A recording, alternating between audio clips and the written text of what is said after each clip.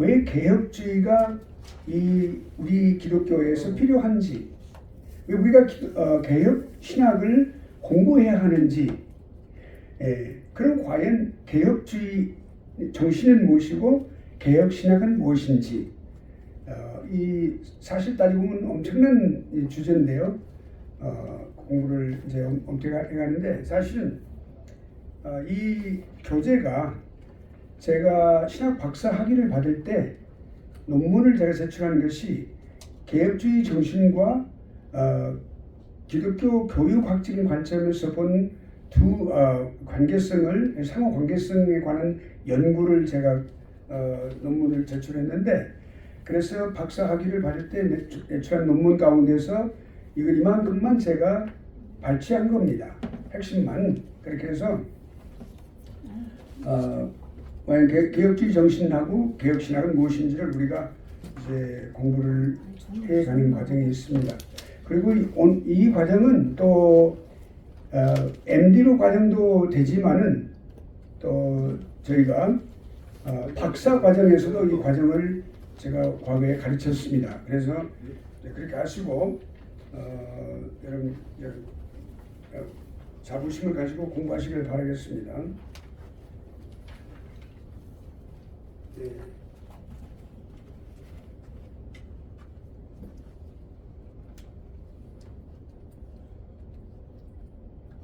베스터 김 선교사님, 선교사님은 찬양 선교사님이시고, 네, 반갑습니다. 네.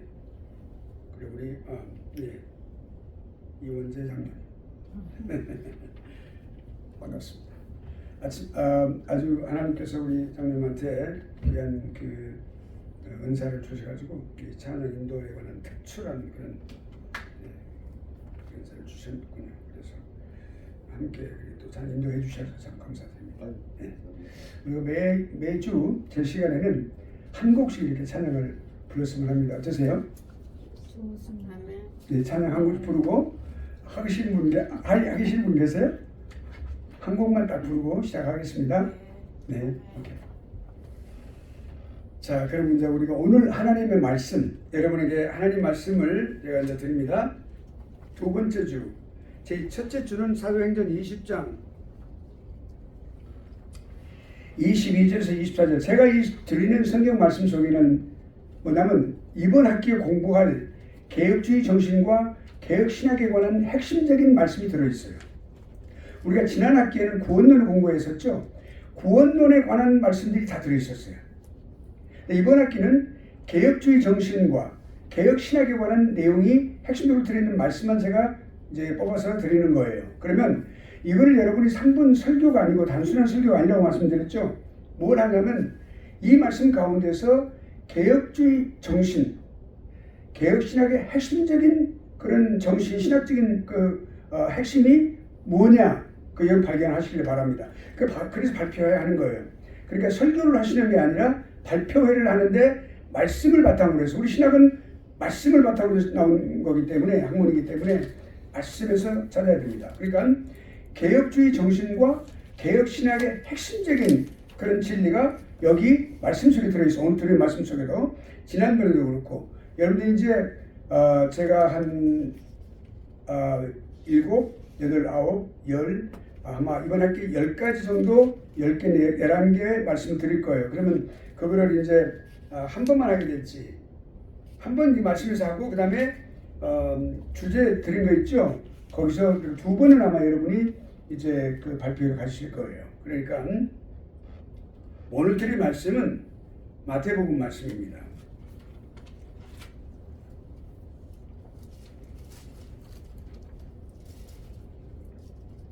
여기 마태복음 24장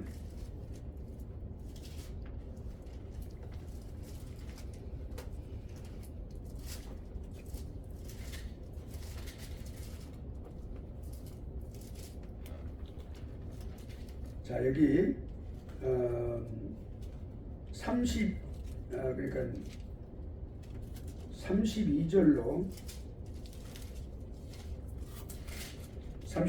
36절까지 말씀입니다. 32절, 마태복음 24장 32절로 36절까지 말씀이에요. 이걸 이제 누구 한번 봉독하시겠어요?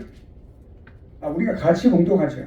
같이 하는데 32절 교독을 하겠습니다. 자, 1절씩 제가 32절 봉독합니다. 무화과 나무의 비유를 배우라. 그 가지가 연하여지고 잎사귀를 내면 여름이 가까운 줄 아나니. 이와 같이 너희도 이 모든 일을 보거든 인자가 가까이 있고 문 앞에 이른 줄 알라. 내가 진실로 너희에게 말하노니 이 세대가 지나가기 전에 이 일이 다 이루리라. 천지는 없어지언정 내 말은 없어지지 아니하리라. 36절 다 함께 그러나 그날과 그때는 아무도 모르나니 하늘의 천사들도 아들도 모르고 오직 아버지만 아시느니라. 아멘. 근데 여러분, 오늘 이 말씀 가운데서 주님께서 다시 오실 예수님의 재림에 관한 말씀을 하고 계시는데 핵심적인 말씀이 어디에 있냐면 35절에 있습니다. 그러니까 천지는 없어지겠으나 내 말은 없어지지 아니하리라. 이게 개혁주의 정신의 말씀이에요. 그러니까 여러분, 그러나 36절만 우리가 묵상하는 게 아니라 여러분 32절에서 36절까지 말씀, 그 36절까지 말씀을 묵상하는 가운데 35절을 가장 핵심적으로 여러분 묵상하면서 여기서 이제 개혁주의 정신을 여러분이 발견하시면 돼요. 그래서 그걸 왜 이 말씀이 개혁주의 정신과 일치하는가, 개혁주의 정신은 왜 이 말씀에서 나왔는가 라고 하는 것을 우리 발표하시면 됩니다. 자, 그러면 우리가 이제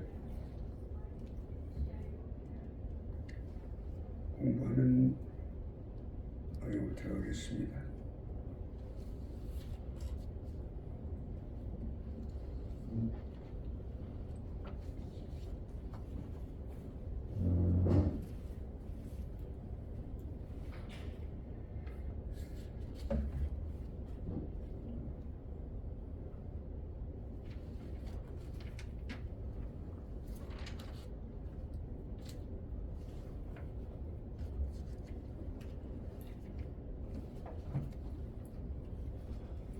오늘부터는 이제 우리가 개혁주의 신학, 개혁신학 그리고 개혁주의 정신에 관한 것을 이제 본격적으로 우리가 서론을 공부를 했고, 필요성에 관해서 왜 우리가 공부를 해야 되는지, 본 강의의 필요성을 우리가 공부했습니다. 그래서 오늘은 이제 교의학적인 관점에서 보는 개혁신학, 개혁주의 정신 이거를 우리가 공부하는데, 맨 먼저 개혁주의 정신은 뭐냐, 그리고 개혁신학의 신학적인 토대는 뭐냐, 이걸 우리가 가장 핵심적인, 가장 기초적이고 기본적인 그런 내용을 우리가 공부하도록 하겠어요.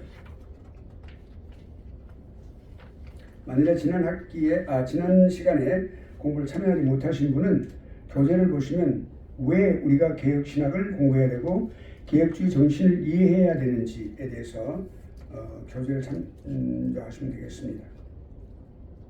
자, 우리가 이제 교의학적인 관점에서 보면 개혁주의 정신이에요. 교의학적이다, 그 말은 다른 말로 표현하면 조직신학적인 관점에서, 그러니까 조직신학적인 관점에서 이 개혁주의 정신을 우리가 이해하는 거예요. 자, 그럼 어원부터 한번 생각을 해보도록 하죠. 용어들을 우리가 한번 생각해 보겠어요. 개혁신학, 또 칼빈 신학, 또 개혁주의, 이런 그런 이제 용어들을 우리가 사용하는데, 원래 이 한국 총신대학교, 그러니까 신학대학원, 거기서 그 개혁주의와 칼빈주의에 관해서 그 차이점에 관해서 공부를 이야기를 했어요. 맨 먼저는 개혁주의라는 말이 나오지 않고 칼빈주의라는 말을 가지고 시작을 했었습니다. 칼빈주의. 그래 개혁주의로 바뀌게 되었어요. 물론 이 개혁주의와 칼빈주의는 똑같은 말이고 마치 동전의 양면과 같이 한 동전이에요. 근데 양면을 보여주는 거예요. 그렇게 우리에게 그런 의미를 갖고 있습니다. 그런데 이제 신학진암이라는 유명한 잡지가 있어요. 그거 지금 지금 한 30년 가까이 지금 보고 있는데, 저도 그거는 개간지로 나오고 있어요. 신학 계통의 신학의 진수예요. 마치 우리 미국의 프린스턴 신학대학원에서 나왔던 프린스턴 저널이라고 그 프린스턴 저널이라는 그 책자가 나왔었어요. 그래서 그 신학에 대한 모든 논쟁, 또 거기에 대한 원리, 또 거기에 대한 모든 그런 진리, 이런 모든 것들을 학설, 이런 것들을 다 전부 다 게재하고 그렇게 거기서 이렇게 거기가 신학의 장이에요. 근데 이 개혁 이 신학 진학은 총신대학교 출판부에서 발행하고 있는, 여러분들도 앞으로 이제 이 신학에 대해서 공부를 더 계속하실 분들은 반드시 이 신학 진학을 보시길 바랍니다. 근데 제가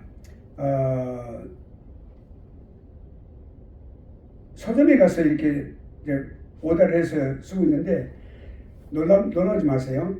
미국 내에서 이 신학 진학을 내가 많이 봤어요. 목사님들, 교수님들이 많이 봤는데 미국에서 저 하나밖에 없대요. 보는 사람. 이게 말이 됩니까? 그래서 저는 어떻게 된 것인지 훌륭한, 여기 미국에도 저보다도 훌륭한 그런 개혁 신학자도 많이 계시고 교수님도 많이 계세요. 그런데 안 보시는 거예요. 그래서 지금도 계속 이 책자는 발행이 되고 있어요.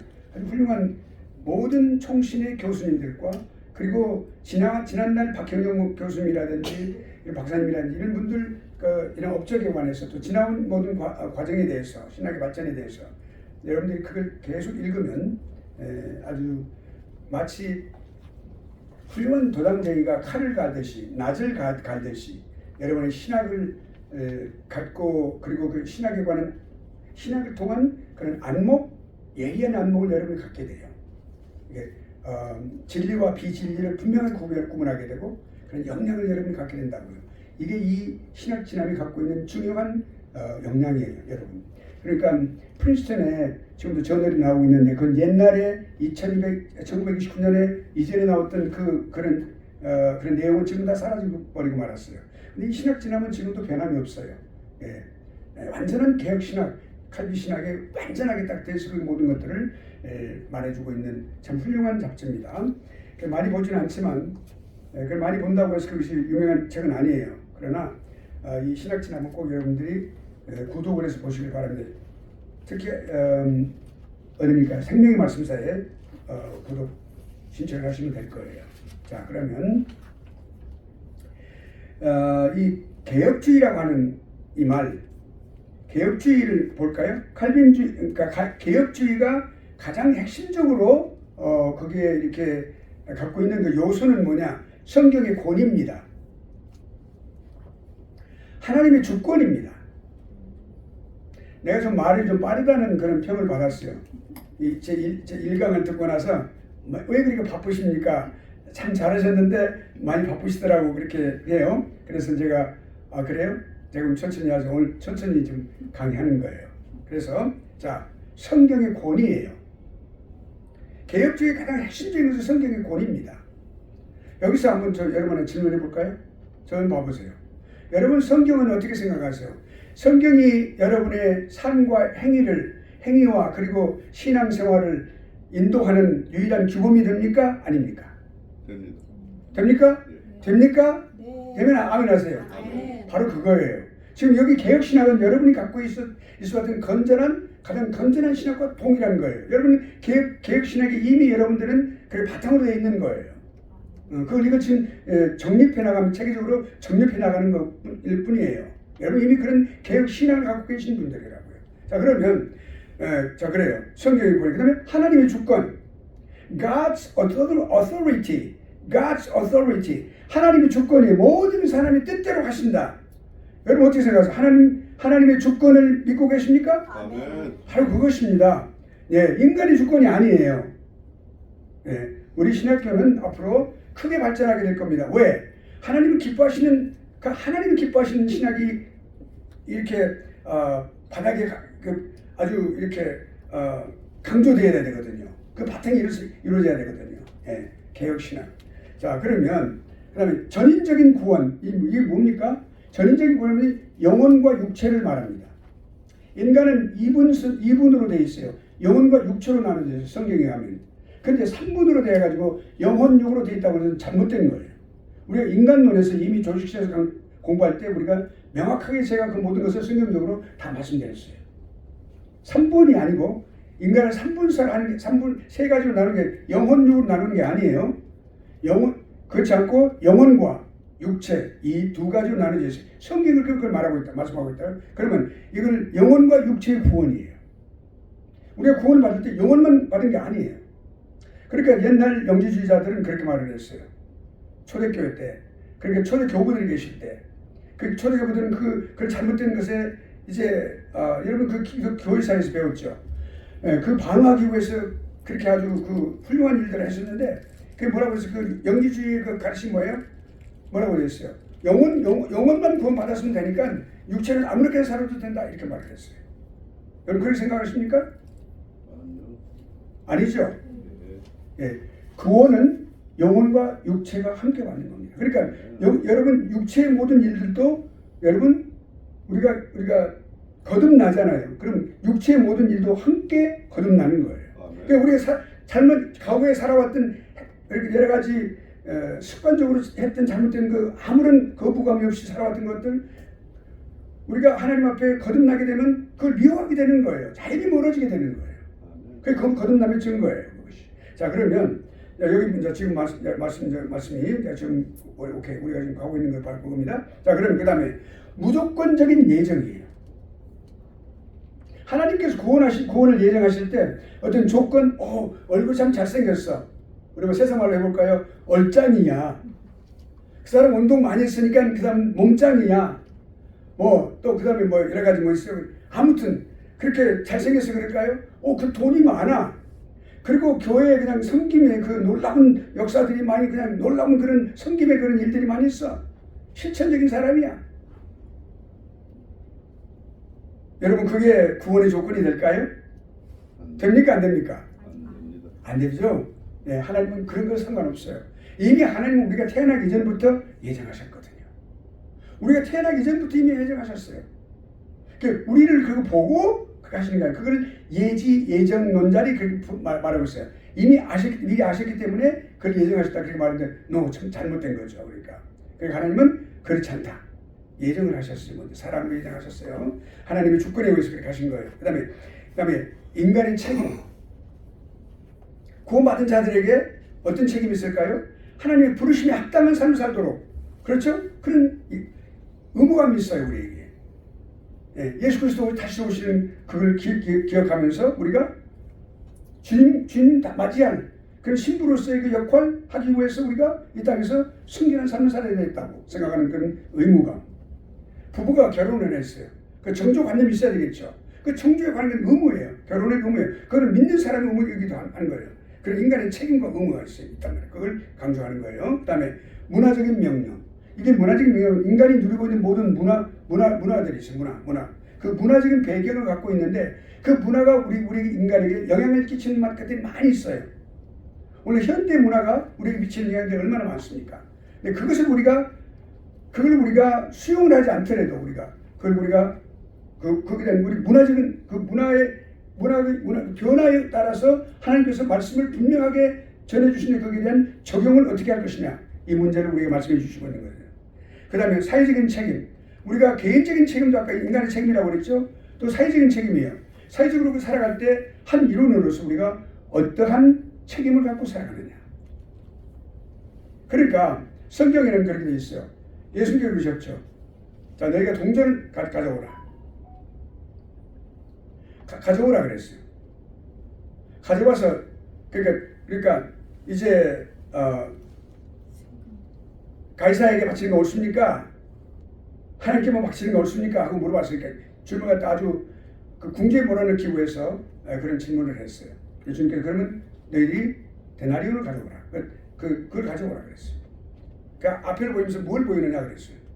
그 뒤를 보니까 거기는 가이사야. 그러니까 가이사가 누굽니까? 시저예요. 시저 얼굴이 딱 황제 얼굴 딱 그려져 있는 거예요. 부조로 새겨져 있어요.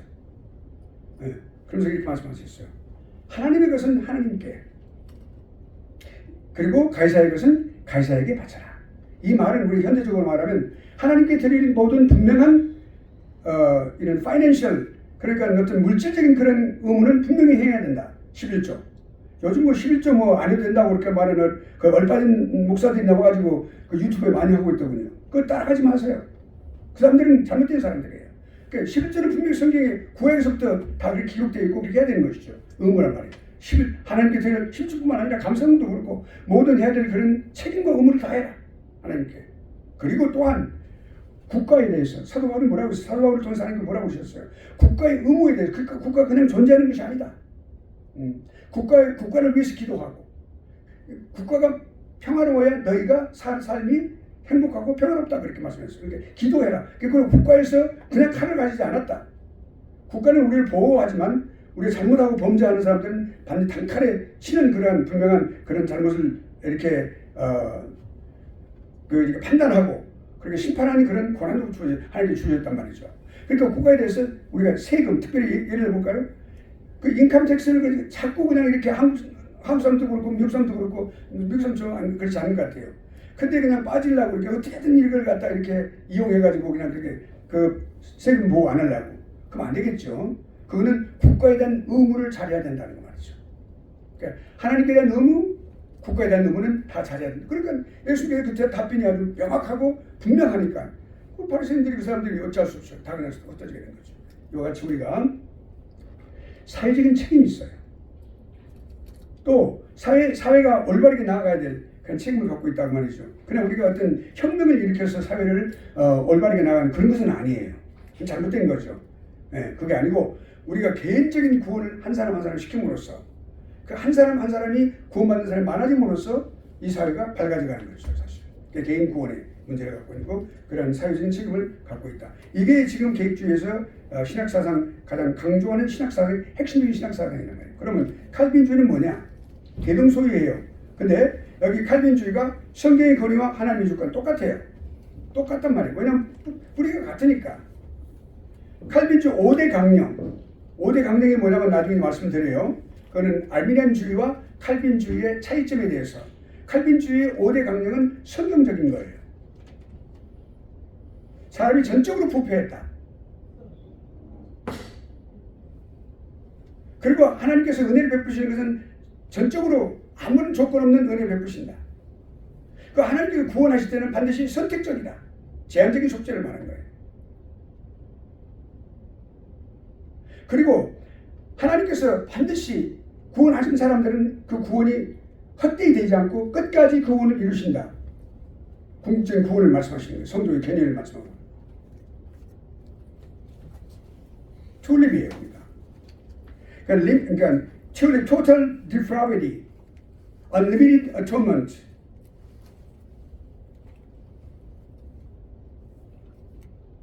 그 다음에 irresistible grace, 그러니까 거부할 수 없는 은혜. 하나님의 은혜를 거부할 수 있습니까? 거부할 수 없어요. 네. 그 perseverance saints, 그리고 성도가 끝까지 구원을 이루게 된다. 네.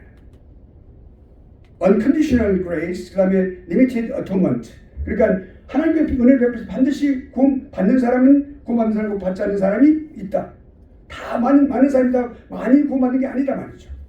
반드시 유기된 사람이 있고 구원받는 사람이 있다는 거죠. 그러니까 그 튤립이 5가지 강조하는 그걸 5대 강령이 있고요. 물론 개혁주의도 이걸 강조합니다. 그래 이 칼빈주의가 그렇게 처음부터 그렇게 했었으니까. 그 다음에 그리스도의 영적 임재. 그리스도의 영적 임재는 것은 성령께서 임재하시는 걸 말해요. 성령으로 임재하시는 걸 말해요. 그러니까. 좀 예를 들어서 우리가 성찬 예식을 할 때 개혁주의, 칼빈주의 개념으로 본다면, 성경적으로 본다면 하나님께서 뭐라고 했어요? 이 성찬 로품이라고 해요. 떡과 그리고 포도즙, 포도주 술을 사용하는 게 아니에요. 포도즙이에요. 그러니까 포도즙 그리고 뭐예요? 또 여기에 성령께서 영적으로 임재하신다. 그것은 이제 카톨릭에서 말하는 화채술과는 다르죠. 그 자체가 다 그냥 예수님의 살로 변했고 예수님의 피로 변했다라고 말하는데 그건 잘못된 거죠. 그러니까 영적으로 임재하셨다라고 하는 건 말이죠. 영적 임재를 강하는 성찬론, 그렇죠. 성찬. 그다음에 의회식 교회 정치. 이 의회식 교회 정치라는 건 뭐냐면 지금 민주주의 국회를 말합니다. 네, 민주주의 국회. 그러니까 민주주의 의회. 여기 교회는 당회가 있고요. 또 재직회, 또 공동의회 이렇게 있습니다. 근데 그 교회를 관장하고 있는 가장 핵심적인 것이 뭐냐면 세션이라고 해서 당회를 말합니다. 장로님들과 그리고 목사님의 그 당회 핵심적인 가장 권위 있는 그 핵심적인 그런 회예요. 그다음에 그 교회들을 관장하는 노회가 있어요. 그 노회들을 관장하는 총회가 있고요. 예, 그 사이에 또 대회가 있죠. 예, 그렇게 돼 있어요. 그러니까 그런 이렇게 의회 정치, 의회식의 그 교회 정치예요. 원래 이 칼빈주의의 이 의회 정치가 지금의 민주주의 의회 정치가 된 거예요. 예, 우리 그것을 잘 알면 되고요. 그렇게 해서 소개가 되고 있습니다. 이런 차이점이 있는데, 그러니까 기본적으로 이 본 강의에서는 개혁주의라고 말하기도 하고, 때로는 그 시기적으로 또는 칼빈주의라고 말하고, 개혁신학이라고 말하고, 칼빈신학이라고 말을 하게 될 것입니다. 그렇게 해서 우리가 이제 공부 들어가 보겠습니다. 개혁주의 정신이라고 그러는 건 정신이 매우 중요합니다. 그걸 우리가 지켜나간다. 그 정신이라고 말하면 에토스라고 그래요. 원어가 에토스.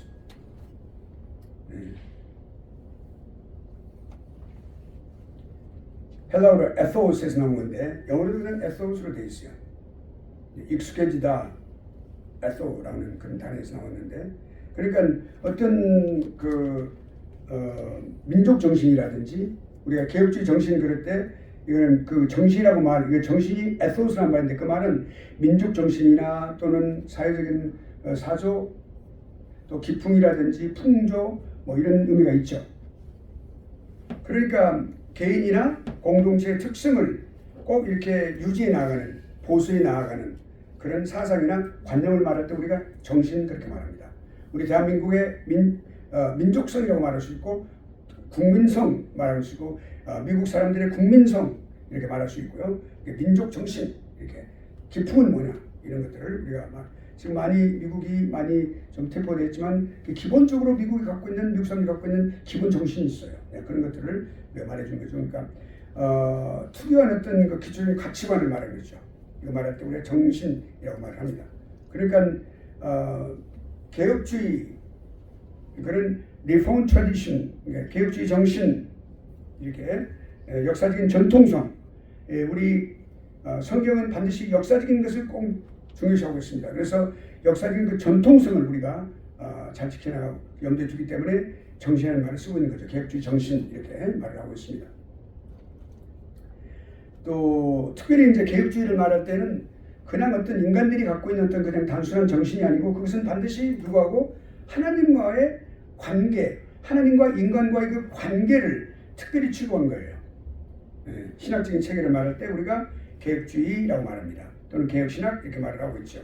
그러니까 사실은 이 개혁주의 정신이라고 그러면 신학, 종교, 정치, 사회, 경제, 문화, 교육, 생활, 모든 가정, 사회, 국가 이 모든 것을 전반에 걸친 체계가 다 정신을 우리가 말할 때 그런 정신들을 말하고 있는데, 개혁주의 정신이 거기다 역사의 흐름 속에 다 흐르고 있어요. 우리가 그것을 알 수가 있습니다. 지금까지 사실은 이 개혁주의 정신이 민주주의 국가들에게, 자유민주주의 국가들에게 미친 영향력이 아주 극대화되어 있어요. 아주 막강합니다. 기본적으로 다 그렇게 뿌리박혀 있어요. 물론 독재주의 국가는 그렇지 않겠죠. 그러나 개혁주의 정통이라는 말, reform tradition 용어를 사용을 하게 되고, 그다음에 이제 우리가 여러분이 말씀 과거에 한번 들어보셨을 거예요. 개혁주의 모토가 뭡니까? 궁극적인 모토는 개혁교회는 항상 개혁되어야 된다 이 말이에요. 원래 우리가 이 개혁주의를 말할 때 보수주의와 늘 연관을 시켜 말합니다. 그렇습니다. 보수라고 하는 말은 무슨 말입니까? 보수라고 하는 말은 옛것의 좋은 가치관을 지켜나간다는 말이에요. 그게 보수라는 뜻입니다. 우리가 보수주의 그러면 옛것의 아름다운 전통, 좋은 관습, 이런 좋은 정신, 아름다운 정신, 올바른 정신, 이것을 지켜나간다는 뜻에서 보수라고 하는 거예요. 사수한다 그러죠. 우리가 그 보수한다는 말은 보존하고 지킨다 그런 뜻이에요. 이것이 아무리 현대 신학이 발달하고 그랬어도 우리가 반드시 지켜야 될 것들이 있죠. 그것을 반드시 지켜나가는 거예요. 그러니까 여기 이제 에클레시아 리포마타, 에클레시아 셈페르 리포만다. 여기 뭐냐면 우리가 The Reformed Church is always to be reformed. 그 말은 뭐냐면 교회는 그 자리 그냥 제자리 걸음하고 있는 것이 아니고 항상 개혁되어야 하는데 어떻게 개혁되어야 됩니까? 그 개혁은 반드시 하나님의 말씀에 따라서 하나님의 말씀에 따라서 늘 바꿔야 돼요. 그러니까 우리가 여기 지금 피아노가 있습니다. 우리가 이제 기타도 있고 현관 이건 이제 건반악기인데 그럼 현악기 같은 경우는 우리가 이제 바이올린, 비올라, 첼로 다 있죠. 그럼 또 뭐 이제 하프도 있고 그럼 또 이제 기타도 거기에 들어가겠죠. 그러면 여기 현악기들은 반드시 튜닝을 해야 돼요. 어디다 되면 여기 건반악기에다 해야 돼요. 건반악기는 물론 조율을 해야 되겠지만 그래 건반악기가 기준이 된다는 말입니다. 거기에다가 이렇게 튜닝을 해가지고 맞춰서 하게 되죠. 마찬가지로 우리가 아무리 훌륭한 조율을 하더라도 반드시 그것을 오래되면 그것이 썩게 되어 있고 잘못되어 있고 또 매너리즘에 빠질 수 있고 정신이 또 이렇게 잘못된 그런 정신이 스며들 수 있고 그렇습니다. 그걸 늘 새롭게 나가야 되는데 어떻게 하나님 말씀에 따라서 개혁해 나간다 이 말이죠. 우리도 매일매일 여러분 말씀 묵상하잖아요. 아침 묵상, 저녁 묵상을 해요. 그 묵상하는 이유가 뭡니까? 매일 하는 이유가 말씀에 내 심령을 맞춰가기 위해서. 잘못된 부분을 내가 회개하고 잘한 부분은 더욱더 지켜가고 하나님 말씀에 따라 살기 위해서. 왜냐하면 말씀이 우리의 신앙생활과 우리의 삶의 유일한 주범이기 때문에. 그렇죠? 그것이 이 개혁주의 정신이에요. 그게 한국적인 모토예요. 교회도 마찬가지예요. 교회도 늘 그렇게 해야 돼. 합동축 교회가 뭐 보수적인 교회니까 그렇지 않아요. 합동축 교회가 물론 가르치는 그 목사님, 담임 목사님이 그냥 뭐 기도도 않고 하나님 말씀 잘 읽지도 않고 한번 그랬다 해봅시다. 또는 어떤 이 자리 또는 무슨 뭐 권력 또 이런 뭐 물질 또는 어떤 이성 이런 게 잘못됐다고 해봅시다. 그럼 그 교회가 제대로 되겠어요? 잘못 가르치겠죠. 그러니까 늘 그 담임 목사는 또 우리 또 장로님도 마찬가지고 지도자들이니까. 그리고 또 교회 있는 성도님도 마찬가지. 다 그래서 그렇게 해서 이렇게 늘 말씀에 자신을 잘 맞춰가는 개혁에 나아가는 그걸 개혁이라고 말을 하고 있어요. 개혁에 나아가는 이것이 개혁주의의 정신이에요. 여러분 여기까지 딱 와보면 이 개혁주의라는 게 정말로 성경적이구나라고 하면서 우리가 어느 정도 마음속으로 우리가 짐작할 수가 있겠죠. 네. 그러니까 중요한 것은 뭐냐면 왜 이런 일을 해야 될까요? 무엇 때문에? 하나님의 영광 때문에. 하나님의 영광 때문이에요. 하나님의 영광이 드러나야 되겠습니까? 하나님 그것을 원하시니까. 성경 전통을 잘 지켜나가야 되겠고 하나님 말씀의 권위로 교회가 그 말씀의 권위에 따라서 해야 되겠고 여러분 우리가 성령의 인도하심 받는다 그러죠? 성령의 인도하심 받는다는 다른 말은 무슨 말로 할까요? 말씀의 인도함을 받는다는 말이에요. 성령과 말씀은 늘 함께 가는 거예요. 그게 중요해요. 그런데요 성령을 인도함을 받는다고 하면서 말씀 안 읽으면 그거는 성령 인도함을 받지 않는 거예요. 성령과 그냥 우리가 대화 나누듯이 전도사님과 또 내가 목사님과 이렇게 대화를 나누듯이 교수님과 대화를 나누듯이 그렇게 나아가는 게 아니에요. 그것을 성령의 인도를 받는다고 생각하는데 천만의 말씀. 잘못돼서 그게 직통계시라는 잘못된 개념을 갖게 되는 거예요. 그래서 말씀으로 성령님은 우리에게 말씀으로 우리에게 감동을 주시고 감동을 주시는데 그렇게 따라가게 하시는 거예요. 말씀이 생각나게 하시는 거예요. 네. 왜 그래요? 성령께서 말씀을 기록할 사람들, 사도와 또는 선지자들과 그 외에 그 준한 사람들에게 성령 하나님께서 감동을 주셔가지고 감동을 주셨어요. 인스파레이션, 감동을 주셨어요. 영감을 주셔가지고 기록하게 하셨잖아요. 처음부터. 근데 그 기록된 말씀이 그냥 거룩한 말씀이 아니고 이 말씀이 그냥 딱 보관해놓고 있는 게 아니라 이 말씀을 읽을 때마다 우리가 가슴이 막 뛰어오는 거예요. 막 가슴을 막 뜨겁게 만들어주기도 하고 막 눈물 흘리기도 하기도 하고 막 내 죄를 바라보게 하기도 하고 그냥 가슴을 뭐하는 행복 속에 있게 하기도 하고 즐거움 속에 있기도 하고 내가 비록 내가 먹을 것이 없는데도 즐거운 이유가 있는 거예요. 하나님 말씀 때문이에요. 성령은 말씀과 함께 가신다. 그러니까 우리가 매우 중요해요. 그러니까 그 말씀의 권위로 교회와 인간의 개혁을 끊임없이 이뤄나가는 전통, 이것이 개혁주의 전통입니다. 이제 여러분은 지금 이번 학기는 완전히 개혁주의 전통과 개혁신앙만 공부할 거예요. 여러 가지 면으로 이걸 갖다 교육학적인 관점에서, 교육학적인 관점에서, 역사신학적인 관점에서, 또 설교학적인 관점에서 여러 가지 관점에서 우리가 공부를 하게 될 거예요. 여러 가지 많은 면들을 우리가 보면서 어떻게 교회 기초로 가는 뭐인지 철저히 공부하게 될 거란 말이에요. 지금도 그 지금 벌써 들어왔어요. 그러니까 개혁을 끊임없이 나가는 거다. 개혁주의 정신이라는 것은 깨어서 있는 거예요. 그러니까 칼빈주의자, 그러니까 이 개혁주의자들은 굉장히 뜨거운 가슴을 가진 사람들이에요, 사실.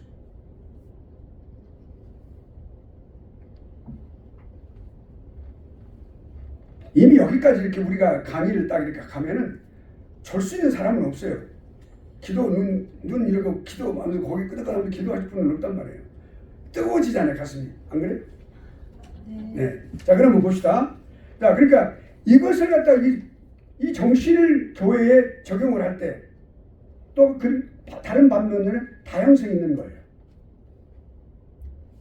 다양성을 우리가 인정해요. 절대로 꼰대가 아니라고요. 꼰대가 아니에요. 꼰대가 절대로 개혁주의자들이 꼰대가 아닙니다. 다양성을 가진 사람들이에요. 개혁주의는 다양성을 갖고 있어요. 자, 그러니까 개혁주의를 좀 더 깊이 들어가 봅시다. 신조 중심이죠. 신조 중심.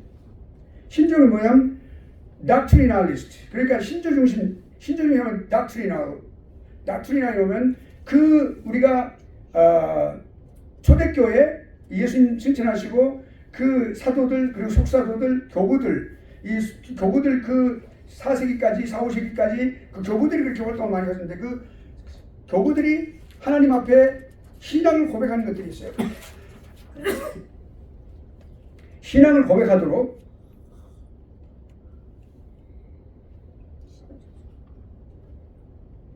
우리가 사도신경, 나중에 사도신경도 우리가 여러분들 교회에서 그런 것을 이제 공부하시겠죠. 그런데 사도신경 강의 같은 것도 통해서 여러분 공부를 하게 될 거예요. 사도신경이 잘못된 사람들은 그것은 천주교에서 4세기, 5세기에 이렇게 나온 거다 이렇게 말을 하고 있어요. 아니에요. 그것은 사도로부터 나왔어요. 사도로부터. 내가 우리 지금 새로 오신 분 말고 지금 공부해 오신 분들한테 두 번 딱 기억하는데 말씀드린 적이 있어요. 사도신경은 그러니까 이제 Apostles' Creed라고 하는 거는 왜 그것이 사도신경이라고 하느냐? 그러면 이렇게 돼 있었어요. 원래 특별히 사도 바울 시절에 그러니까 사도들이 있을 때 이단들이 많이 그렇게 일어섰어요. 그래서 아주 그냥 창궐했어요. 그때도 특별히 니골라당이라든지 니골라당에 관한 이야기는 우리가 있죠. 그 당시 공중 목욕탕이 있었는데 제가 성지순례 갔을 때 공중 목욕탕을 봤어요. 실제 존재했었어요. 그렇게. 네. 근데 있는데 목욕하러 들어갔는데 거기에 누가 와 있냐면 니골라가 딱 와 있는 거예요. 니골라당의 괴수. 성경에 니골라의 괴수라고 나와 있죠. 니골라당의 괴수라고 나와 있어요. 그 니골라가 딱 나와 있는 거예요. 그러니까 그냥 사대관이가 타월만 걸치고 뛰쳐나오면서 하는 이야기가 내가 이단의 괴수와 함께 물 속에 내 몸을 담을 수가 없다. 그러면서 나와서 그렇게 속시면서 나왔어요. 그렇게 사도 요한이 아주 투철한 사람이었어요. 그러니까 모아너기라는 그런 그 별명이 있었다고 그랬죠. 하늘의 우레라는. 그러니까 아주 성품도가 그냥 아주 쇼템포고 말이죠. 이 불의에 대해서 참 못 참는 사람이었어요. 나중에 사랑의 사도가 됐는데 주님이 3년 동안 그렇게 아주 주님께서 이렇게 차곡차곡 다듬으시면서 그렇게 하시면서 인격적으로 그렇게 해서 결국은 그렇게 됐습니다만 아주 사랑의 사도가 됐는데 그렇게 됐어요. 그러니까 그러한 그런 거 우리가 사도 시대에 그래서 이제 사도들이 어떤 것을 했냐면 오케이 그럼 우리가 믿음을 고백하는 사람들만 우리가 교회 회원으로 한다. 그 당시는 교회가 어떻게 발생된다면 특별히 베드로를 중심으로 해서 빌립도 그랬고 설교를 하러 나가서 사람들이 막 가슴 치면서 내가 의할 거 돌아와요 얘기하면서 그 사람들이 예수 그리스도를 영접합니다. 그 영접해가지고 그 사람들이 그 사람들을 교인으로 삼고 그래서 안식일 첫날 매일 안식일 첫날마다 모였어요. 그것이 주일이에요. 주일 예배예요. 주일 예배고 그것이 성찬식이었어요. 매주 그렇게 했어요. 이렇게 모여서 칭찬을 받고 그 사도들의 가르침을 받고 그렇게 해서 그렇게 아름다운 초대교회가 시작이 된 거예요. 그때의 그 이단 때문에 그러면 오케이 신앙 고백하는 사람들만 받는다. 그게 조건이었어요. 그것이 크레도라는 단어예요. 헬라어로 크레도라는 단어예요. 크레도는 I believe 그 말이에요. 내가 예수님을 믿는다라고 하는 말이에요. 내가 예수님을 믿는다라고 하는 말을 분명하게 고백하는 사람들만 받아들였어요. 초대교회는 다 그랬어요. 그래서 거기서부터 나오는 게 그것이 크리도란 말이에요. 오늘날 우리 아포스토스 크리드라고 영어로 크리드라는 말이죠. 그 크리드예요. 크리드. 신조란 말이에요. 그것이 믿는다 그 말이에요. 크레도에서 나왔어요. 그러니까 역사적으로 잘 증명이 됐습니다. 사도신경은 언제부터? 사도 때부터. 여러분 분명하게 여러분 말할 수 있어야 돼요. 그 잘못 말하는 사람들한테. 역사신을 잘못 공부한 사람들이에요. 그러면 안 되겠죠. 우리 자세하게 해야 되겠죠. 자, 이렇게. 자, 신조 중심. 그다음에 문화 중심. 여기는 조금 리버럴한 그런 면도 있긴 있어요. 문화 중심. 문화적으로 많이 이게 변화가 되기 때문에 그 문화와 우리 인간과의 관계, 기독교인과 기독교의 관계성 속에서 그 진리를 찾려고 하는 그런 좀 더 광범위한 그런 컬처럴리스트가 있어요. 그다음에 세 번째는 경건 중심. 피스트라는 말은 뭐냐면 경건이라고 하는 말 자체는 뭐냐면 성령의 인도함을 받는다 그 말이에요. 성령의 인도하심을 받는 사람들, 뜨겁죠. 성령의 인도함을 받는 사람들, 경건 중심의 사람들, 경건하다. 성경은 경건을 그렇게 훈련하라 그렇게 했어요. 성령의 인도함을 받는 것을 경건이라고 말해요. 거룩하게 있는 거 그거 말하는 게 아니고 성령의 인도함을 받는 걸 말하는 거예요. 성령 충만함을 말하는 거예요. 성령의 인도함을 받는 걸 그걸 이제 그렇게 세 가지로 우리가 말할 수 있어요. 자, 그렇게 이제 합니다. 그러나 사실은 내용은 같아요. 이렇게 다른 얼굴들인데 뿌리는 같습니다. 개혁주의 기본 정신이 뭐냐면 우리가 로마서 11장 36절 보면은 만물이 주에게서 나오고 주로 말미암고 주께로 돌아감이라 영광이 그에게 세세에 있으리로다. 아멘. 이것이 개혁주의 정신의 핵심적인 말씀입니다. 이 말씀이 개혁주의 정신을 말씀해 주는 거예요. 하나님 중심 사상이에요. 전적으로. 교회 아니나 신자만 하나님이 아니시고 불신자의 하나님도 되시고 모든 만물의 하나님이세요. 모든 만물을 주관하시는 분이에요. 불신자도 주관하시는 분이에요.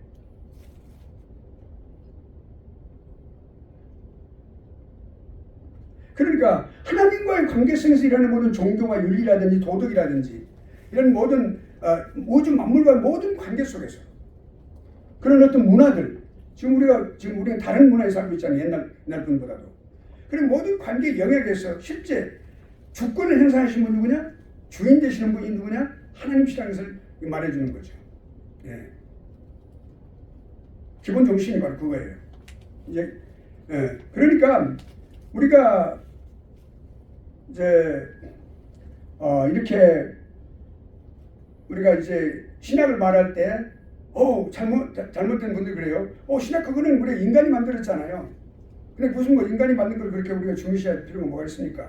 그렇지 않죠. 이제 왜 신학이 어디서 나왔냐? 신학은 하나님 말씀으로부터. 우리 역사적으로 우리가 본다면 맨 처음에 초대교회 때 그 이단들이 나왔을 때 교부들이 그냥 성경만 가르쳤어요. 처음에는. 그런데 성경을 가르치다 보니까 이단들이 와 이렇게 싸워야 되는 그걸 직면하게 됐어요. 그때 딱 문장 하나 둘씩 명확하게 선언만 했어요. 이렇게 딱딱. 무슨 학문적으로 수립이 된 게 아니고 처음에 그 성경 말씀을 가르치다가 그것을 한두 개씩 이렇게 문장 하나 두 개씩 예를 들어서 하나님은 영원하시다. 하나님은 모든 것을 행사하신 주권을 갖고 계신다라든지 인간은 그에게 순종하는 것이 존재다라든지 하나님은 우주 만물을 창조하셨다라든지 말씀으로 창조했다. 이렇게 그 성경에서 기록된 이 모든 것 뽑아나온 것들을 그대로 선언했어요. 그것이 뭐가 되냐면 그게 도구마예요. 도구마. 교리의 출발이에요. 오늘 우리가 교리라고 말하죠. 교리는 인간적인 것이 아니에요. 거기서 나왔어요. 그것이 초대교회 때 그렇게 시작된 거예요. 하나님의 말씀이에요. 하나님 말씀으로 나와서 그 나중에 교리가 되고 교리학이 되고 그다음에 교의학이 되고 교의 신학이 됐어요. 이렇게 발전해서 체계화된 거예요. 지금같이 이렇게 조직 신학이 완벽하게 거의 완벽하게 그렇게 이제 정립이 된 것이죠. 세월이 그 우리가 말씀했습니다. 그러니까 결국엔 하나님 말씀 성경을 따르고 그 성경의 가르침을 갖고자 노력하는 거예요. 성경에서 칼빈주의를 중심 교리를 찾는 거예요. 우리가 지금 여러분 성경 말씀 제가 드렸잖아요. 여기서 칼빈주의, 그러니까 개혁주의 정신, 이거를 여러분이 찾으라는 말씀이 바로 그겁니다. 출발이 성경에서 나왔으니까 성경으로 돌아가야 돼요. 그래서 종교개혁자들이 뭐라고 그랬어요? 맨 처음 하는 이야기가 성경으로 돌아가자. 오직 성경, 솔라 스크립투스, 솔루스 스크립투스, 솔라 스크립투.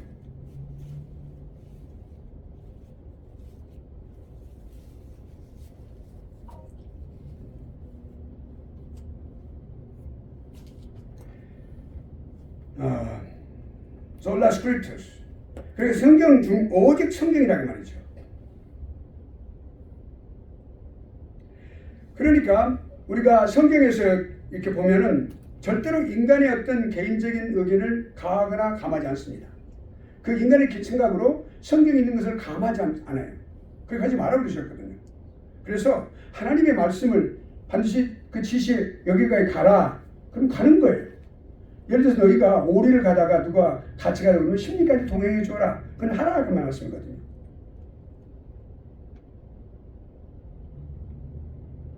그러니까 가라고 하면 가고 성경 이렇게 하지 마라. 이걸 하지 마라. 그러면 안 하는 거예요. 네, 하지 마라. 그럼 안 하는 거예요. 그러니까 성경이 또 너희가 성경이 말씀하는 것만 말하는 거예요. 어떤 사람들은 성경 기록 안 되니까 인간의 상상을 갖다 초월해가지고 거기에 대해 가미해가지고 아 이랬을 것이다. 제 생각이 이랬습니다라고 생각. 설교할 때 내 생각이 이랬습니다라고 절대 그렇게 하면 안 되겠죠. 그건 내 생각을 집어넣는 거예요. 하나님 말씀 그대로를 풀어서 적용하고 그렇게 하는 거예요.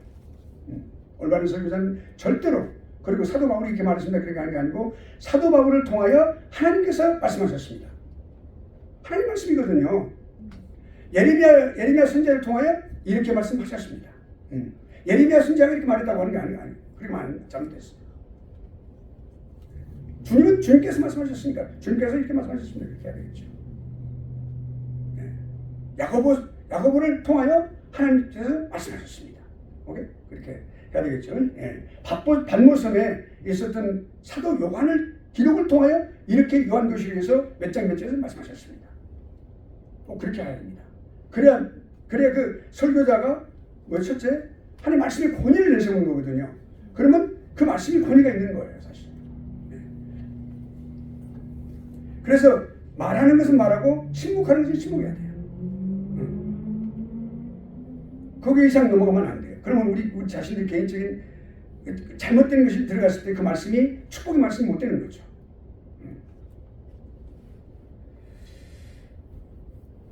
그러니까 이제 우리가 그 칼빈이 그 기독교 강요라는 책을 썼습니다. 이 기독교 강요가 조직 신학의 중요한 근거가 되는 책이 되었습니다. 오늘날.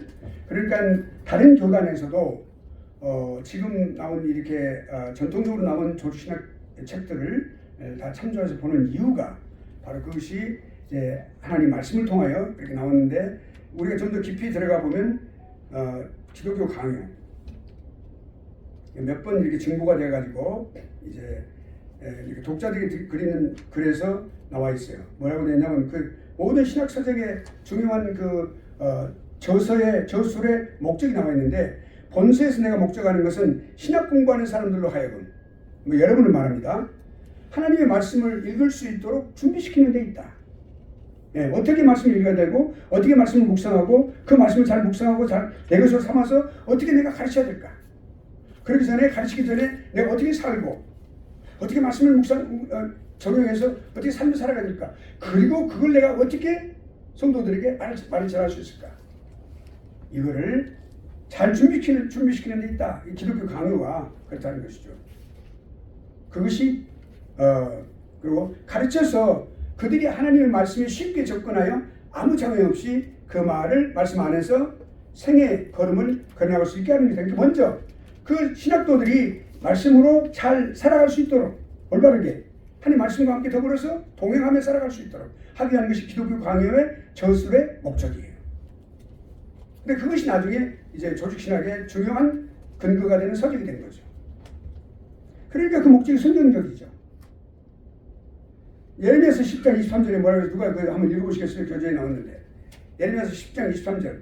여호와여 내가 알거니와 인생의 길이 자기에게 있지 아니하니 걸음을 지루함이 걷는 자에게 있지 아니하니이다. 아멘. 누가 읽으셨어요? 네. 공부 잘하실 거예요. 이렇게 잘 읽으시는 공부 잘하는 분들이 빨리빨리 읽더라고요. 내가 다 통계를 보니까 아주 그건 스테레스 통계는 절대 그건 그 무시할 수 없어요. 네, 공부 잘하실 것 같아요. 오케이.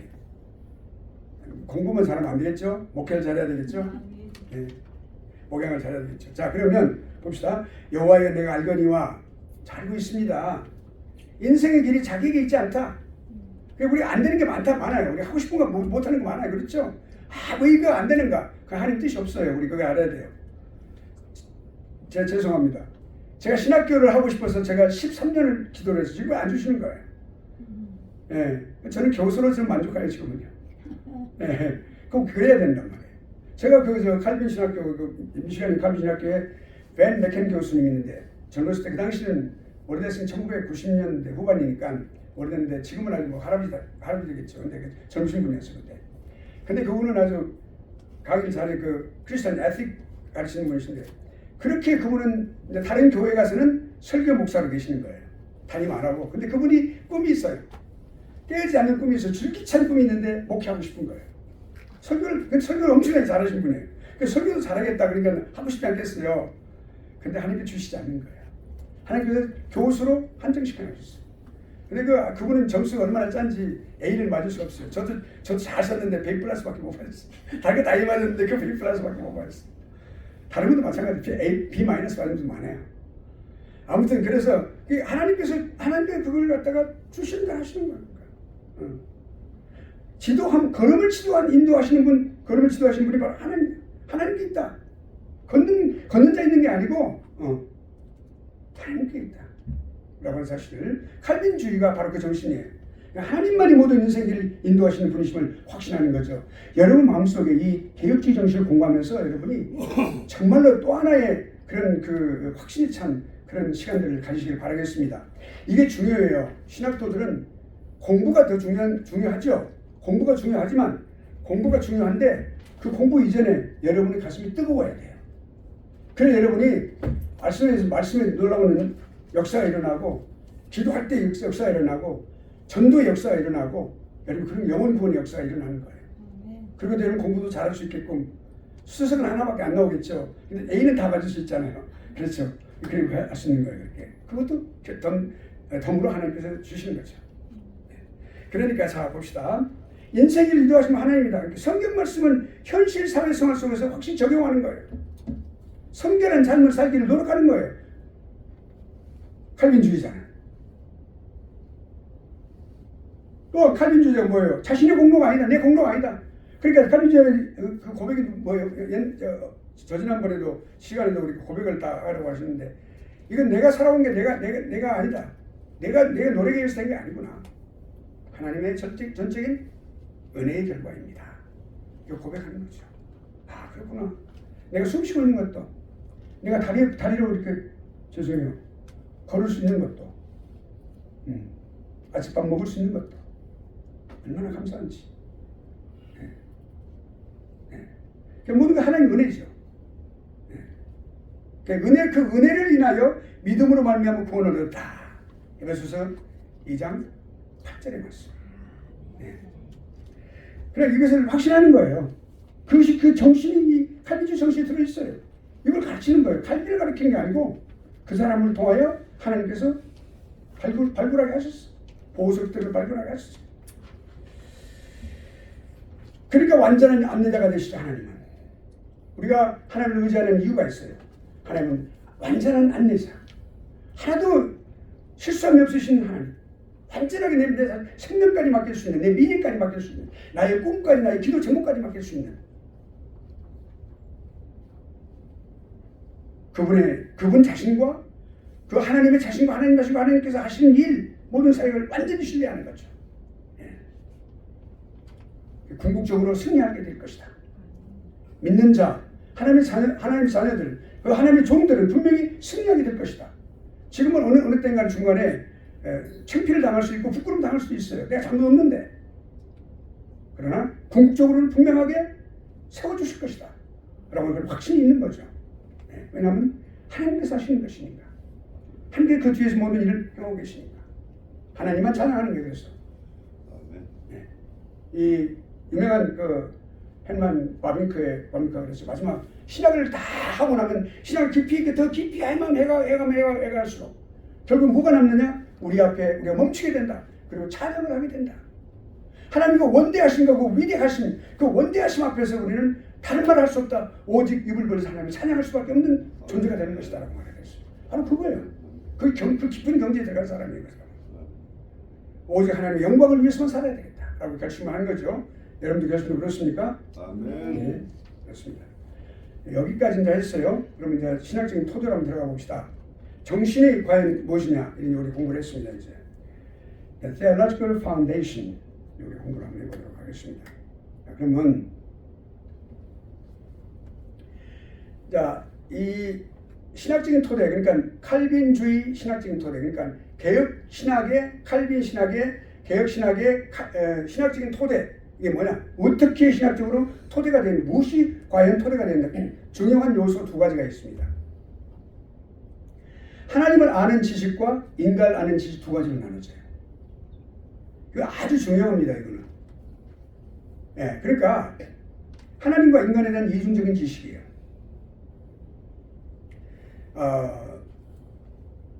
칼빈이 뭐라고 말해서 우리가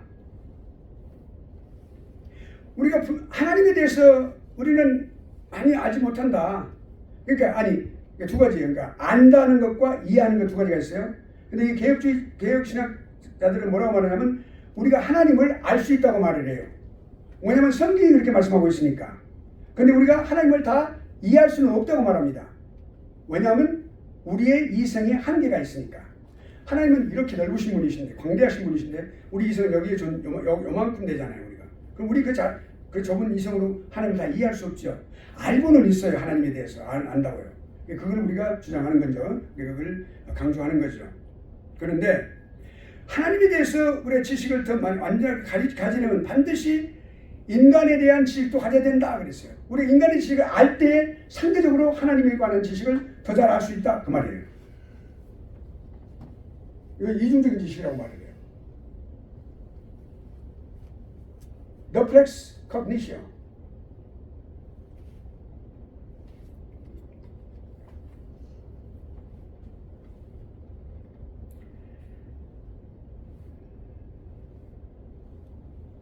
Twofold knowledge of God이에요.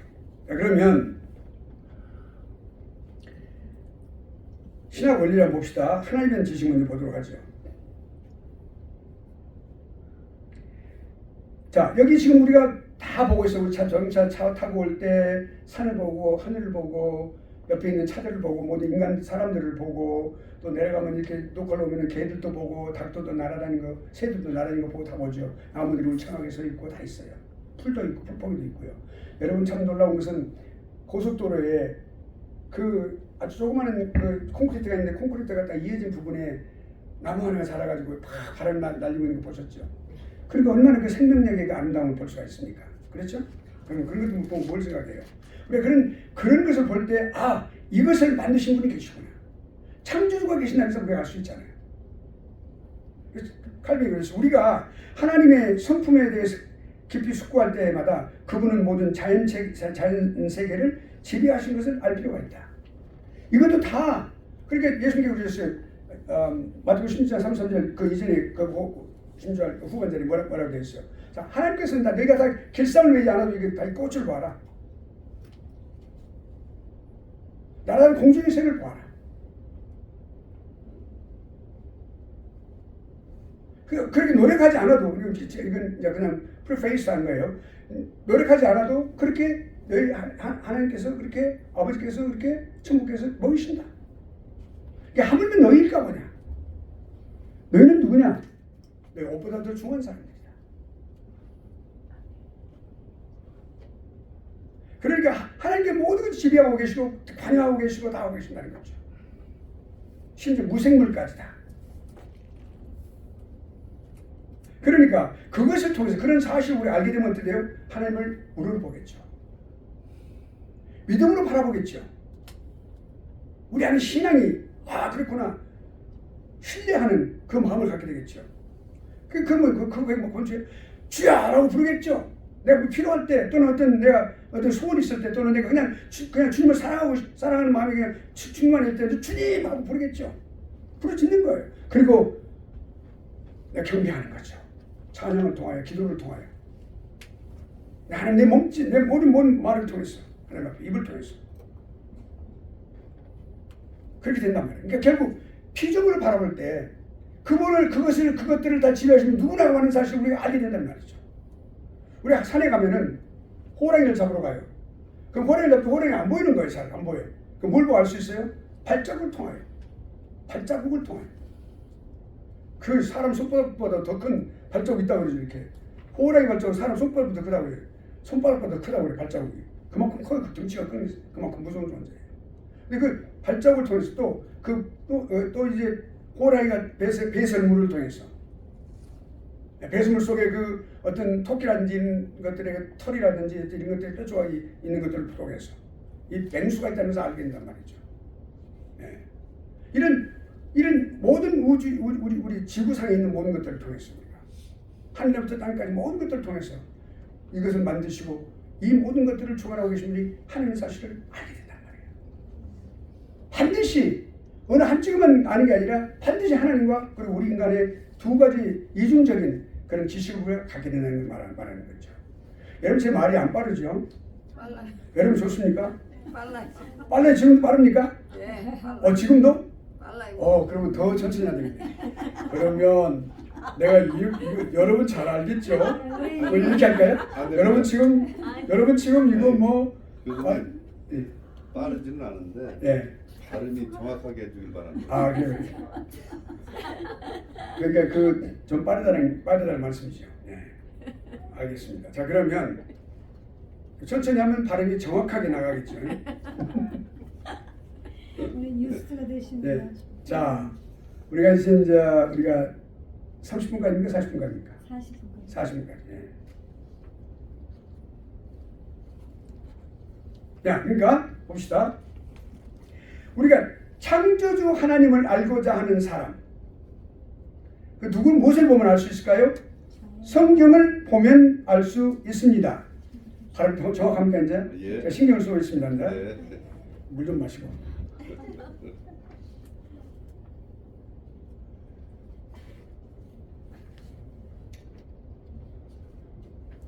나를 가르쳐줄 분이 필요하다. 성경이 우리의 교사가 되는 거예요. 아멘. 그 말씀을 주신 성령님이 우리 교사가 되어서 우리로 하여금 조명하여 주셔서 우리로 하여금 조명, 일루미네이션, 조명을 통해서 그 말씀을 이해하게 하신다 그 말입니다. 아멘. 자, 그러니까 하나님을 창조주 하나님을 알고 그분과 관계성 속에서 우리를 알게 될 때 우리는 어떻게 돼요? 하나님과 바른 관계를 가지려고 노력하겠죠. 정립하려고 내가 그러면 정말 하나님과 바른 관계를 가져야 되겠다. 발음 잘하네. 예. 장님이 그렇죠? 즐겨주셔서 즐겨주셔서 좋아요. 공부 많습니다. 예. 자, 그럼 칼빈은 뭐라고 하나요? 자, 하나님이 저기 계신다. 그냥 저기 계신다. 그런 정도에 그치는 것이 아니다. 칼 바르트라는 사람이, 칼 바르트, 이 사람은 스캡티컬, 회의론자인데, 하나님은 우리가 하나님은 딱 이 땅에 와서 어느 한 시점에 탁 창조하고 물러가 저 멀리 초월에 계신다 그래요. 초월의 하나님을 이렇게 주장했어요. 그래서 그분 그렇게 물러가 계시기 때문에 우리의 모든 일상생활과 함께하지 필요가 없다. 우리 일상생활에 우리가 그렇게 필요가 없으신 분이다. 그래서 좀 이상한 말을 많이 했어요. 그래서 회의론자, 즉 스캡티컬이라고 말을 해.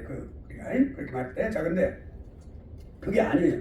그 정도에 그치는 게 아니라 경건과 종교가 없이는 하나님 안다고 말할 수 없어요. 그러니까 경건이라고 하는 말은 성령의 충만하심을 받고 성령의 인도하심 받는다라는 말이거든요. 네. 그 하나님을 성령 하나님을 원하시는 바를 아뢰우에 따라가겠죠.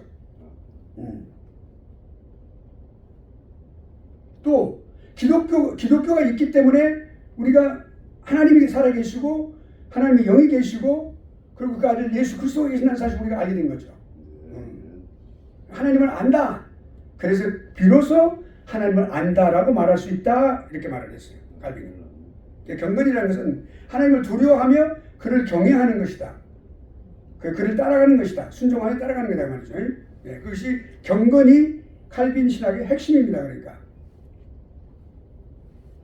The kernel of Calvin's theology 그 말이에요. 이렇게 칼빈이 말할 때 이 칼빈 신학이라고 하는 칼빈 신학은 지식의 그러니까 하나님을 아는 지식 그리고 인간을 아는 지식 이 지식의 이중성 하나님을 아는 것과 우리를 아는 우리 자신을 아는 것 이것이 신학하는 사람들이 풀어야 될 첫 번째 건물이다 이렇게 말을 했어요. 굉장히 중요해요. 그러니까 하나님이 너무 치중하다 보면 인간을 무시하는 경우가 많아요. 우리 교회에서 보면 말이죠. 아주 하나님 앞에서 열성인 교회를 잘 섬기고 훌륭한 그런 분들이 계세요.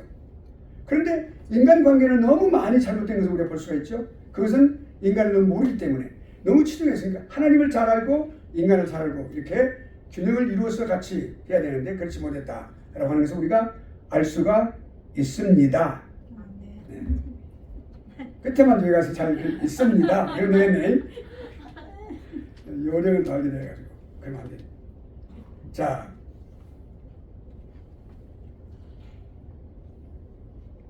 그러니까 해답이 뭡니까? 여기서 해답이 뭐예요? 인간의 사상이라든지 인간의 사상에서 가장 정점을 이루고 있는 건 뭡니까? 철학입니다. 철학에서 우리 인간의 존재의 가치를 알아야 될까요? 인간의 결국 철학의 궁극적인 대답은 뭐예요? 허무하다라고 말했어요. 니체 말이 그렇게 말한 게 아니라 많은 사람들이 허무하구나. 그게 아니에요. 성경은 그렇게 말씀하고 있지 않아요. 그러니까 인간의 사상, 인간이 갖고 있는 이루는 어떤 사상, 교육적인 어떤 배경, 어떤 지식적인 어떤 그런 금자탑 이런 것이 아니라 또는 자연에서 해답을 얻는 것이 아니에요. 어디서 얻을까요? 솔라 스크립트라. 오직 성경에서 그렇습니다. 네. 성경이 참된 특별 계시이기 때문에 특별 계시는 뭐냐면 일반 계시와 특별 계시 두 개로 나눕니다. 그건 우리가 계시론에서 조직신학 공부할 때 맨 처음 계시론에서 공부했죠. 예. 하나님의 계시는 두 가지예요. 일반적인 우주에게 하늘과 땅 그리고 모든 궁창 이 모든 궁창은 하늘을 말하는 스카이를 말하는데 그리고 이 모든 땅 속의 바다에 이르기까지 이 우주의 모든 피조물들을 통해서 나타난 하나님의 그 존재하심의 자국이에요. 그리고 특별 계시는 뭐냐면 하나님의 구원을 위하여 인간 구원을 위하여 죄 짓고 지옥에 갈 수밖에 없는 그 인간, 그 영원히 죽어버린 그 인간들을 구원하시기 위한 하나님의 특별하신 계획을 보여주시고 구원의 계획과 그리고 구원의 실제적인 일을 기록해 놓으신 바로 성경. 이 성경이 특별한 계시다. 특별 계시, 구원을 위한 특별 계시. 그것이 성경이 바로 그것이기 때문에 우리가 여기는 모든 것을 다 포함하고 있어요. 일반 계시에 관한 말씀 다 포함하고 있어요. 자, 그러니까 하나님과 인간에 대한 이중적인 지식을 필요성과 우리가 그것이 뭐라는 걸 여러분들 이해하셨죠?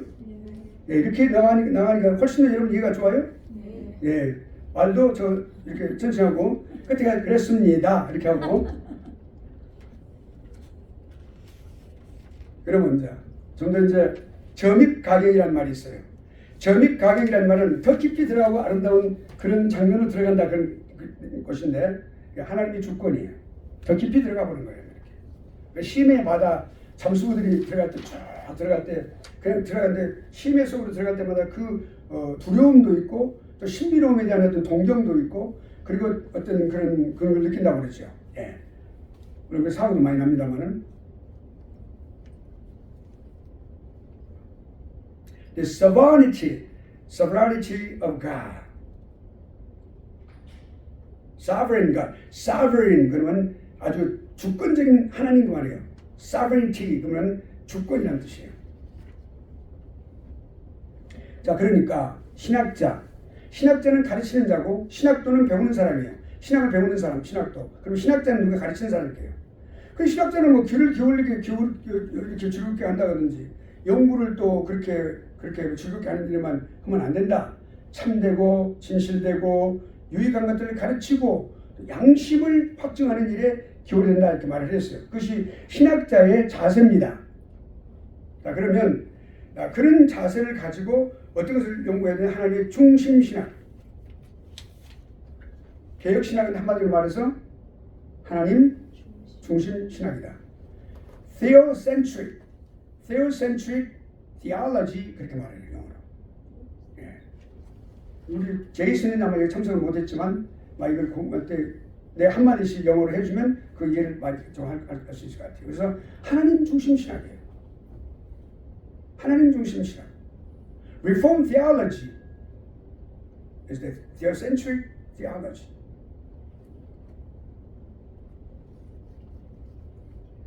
또는 Reformed theology is the theology which is based upon theocentric view of point. 이렇게 되겠죠.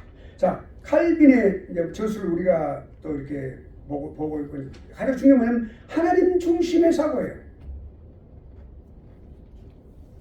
하나님 중심의 사고. 참 우리가 이렇게 사람들을 보면 우리는 칼빈을 우리가 찬양하는 것이 아니고 그 칼빈에게 그러한 이 영적인 통찰력을 준 하나님을 우리가 지금 늘 생각하는 거예요. 개혁신학의 핵심이 뭐예요? 중심적인 주장이 뭐예요? 하나님 절대 주권.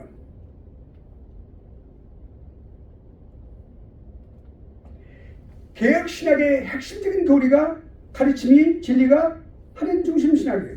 중심사상이에요. 그러니까 인간과 사람과 모든 만물에게 뭐예요? 존재 가치를 부여해서 생명을 부여하셨어요. 이 무생물도 말이죠.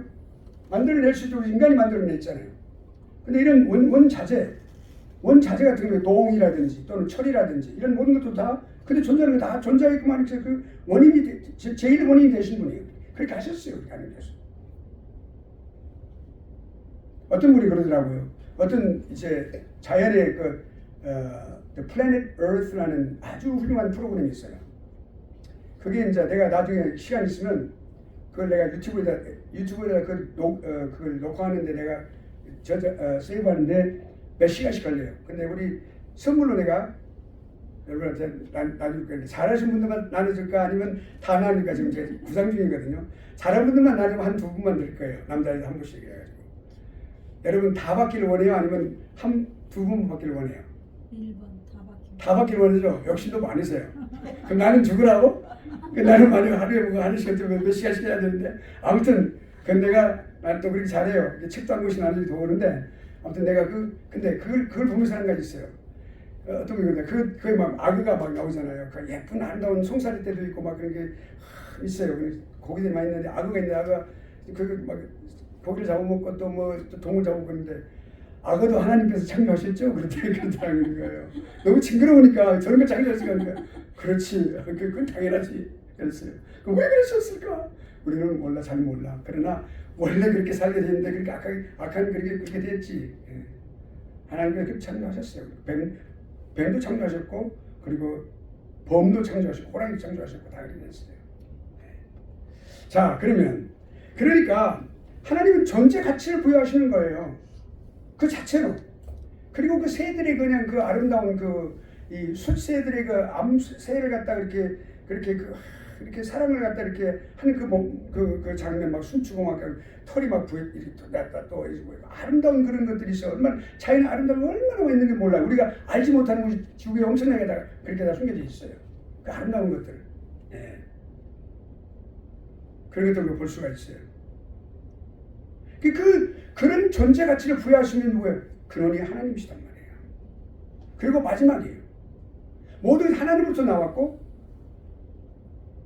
그리고 결국엔 하나님에게로 돌아가는 거예요. 하나님은 모든 면에서 다 탁월하세요. 가장 성경에 물론 하나님 미련하신 분 아니지만 가장 미련한 것이 우리 인간의 가장 탁월한 것보다 더 하시다 그랬어요. 그분이 아니면 우리가 아무것도 이해하지 못하고 인간의 생명을 영원히 누리지도 못해.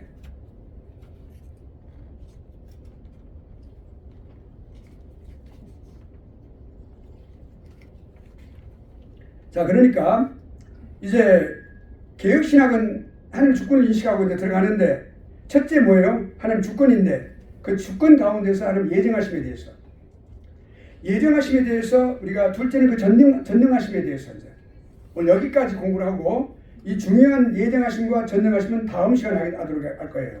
이제 이거 우리가 5분 동안에 이거 다 못 끝내니까 할렐루야. 오늘 여기까지 합니다. 네, 마치겠습니다.